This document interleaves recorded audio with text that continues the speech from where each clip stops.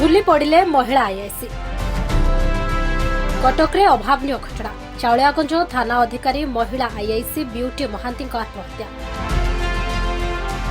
निज क्वार्टर्स आत्महत्या करथिबार जଣାपड़िछि।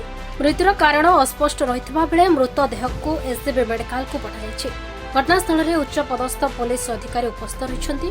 पूर्व कटकर विभिन्न थाना जेपरी मरकतनगर थाना अधिकारी भाव में कार्य करथिले ब्यूटी महांती।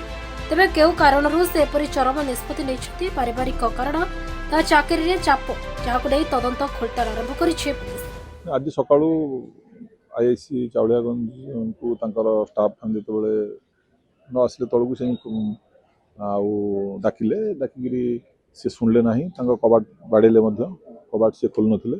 बहुत समय कबाट बाड़ेला कबाट से खोल नथिले।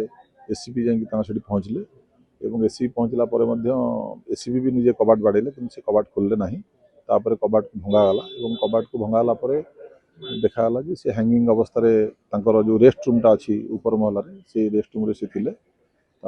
सेठू आम इमिडिएटली एससीबी मेडिकल को शिफ्ट कलु एवं एससीबी डॉक्टर रिसीव डेट कले से संक्रांत गोटे यूडी केस रजिस्ट्रेशन कर family members parental family members शाशुघर फैमिली समस्त जन दी जाइए आसपर फर्दर इनक्वारी किसी ना आम कि बर्तमान इनक्वारी चली